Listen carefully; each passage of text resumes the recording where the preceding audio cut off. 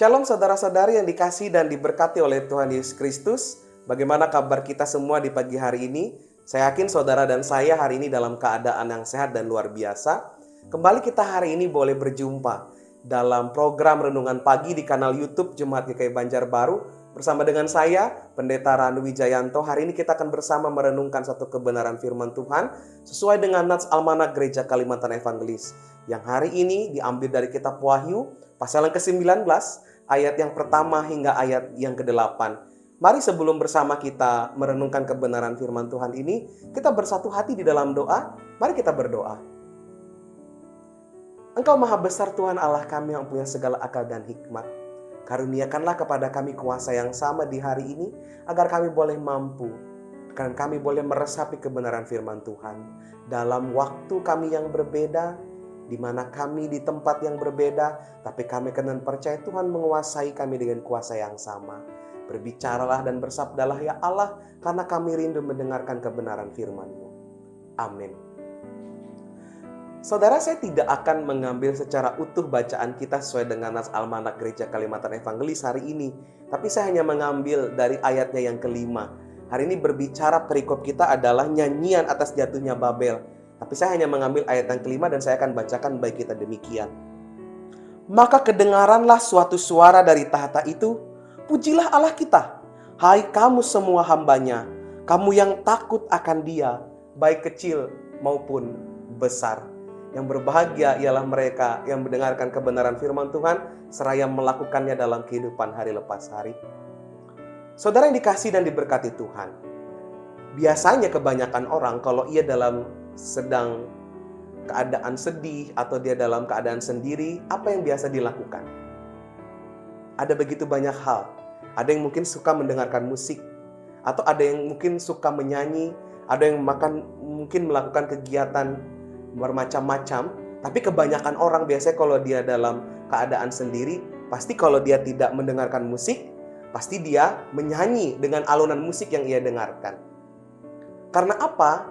Musik itu bisa membangun rasa spiritualitas, membangun rasa emosional yang lebih baik.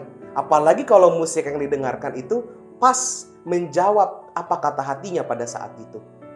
Dan dalam kehidupan kita sebagai orang Kristen sehari-hari, bahkan mungkin dalam setiap kali persekutuan, hal yang paling utama juga salah satu di antara khotbah dan mendengarkan firman Tuhan apa? Adalah memuji nama Tuhan. Kita menyanyikan pujian dan penyembahan kita kepada Tuhan. Artinya apa?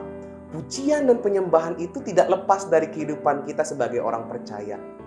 Dan pada saat itu, ketika orang-orang pada saat itu dalam penindasan oleh bangsa Babel, pewahyu itu menuliskan satu wahyu kepada orang-orang yang menguatkan mereka pada saat itu bahwa bangsa Babel pada saatnya akan jatuh. Dan ketika jatuhnya bangsa Babel itu, ada satu kata yang dikatakan di sana adalah pujilah Tuhan. Pujilah Dia kamu yang percaya kepada Tuhan, baik kamu yang kecil maupun kamu yang besar. Artinya apa saudara-saudariku? Pujian ini menjadi suatu relasi, pengagungan, serta suatu sarana untuk memuliakan nama Tuhan. Sering kali kita merasa bahwa ada orang berpendapat, saya ini tidak bisa menyanyi Pak Pendeta, saya ini suaranya seperti suara kaleng, kadang-kadang cempreng. Saudara, Tuhan tidak pernah memandang kita. Tuhan tidak pernah memandang rupa kita. Apalagi kalau suara kita tidak bagus. Yang penting apa? Ketulusan kita untuk memuliakan namanya. Itulah hal yang paling utama. Dan mari saat ini kita belajar dari satu pewahyu, di mana bangsa-bangsa pada saat itu, khususnya mereka yang sudah mengenal Tuhan, mereka yang percaya kepada Tuhan, dalam penindasan, pewahyu menuliskan bahwa akan ada suara yang datang, terpujilah nama Tuhan. Itu menjadi satu nyanyian yang terus kita gaungkan sampai saat ini. Kita memuji namanya, kita memuliakan namanya.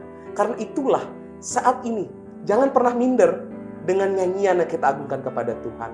Mungkin saat ini kita sedang galau, mungkin saat ini kita sedang bahagia. Dalam nyanyian-nyanyian Kristen, nyanyian-nyanyian rohani, baik itu hymn, baik itu juga nyanyian kontemporer, semua kata-kata itu kita saring dan kita cermati. Mungkin saja salah satu dari antara lagu yang sekian ratus lagu tersedia itu bisa menjawab pergumulan kita. Salah satunya ketika kita dalam keadaan sukacita dengan semua orang, kita bisa mengatakan, kami puji dengan riang Dikau Allah yang esa.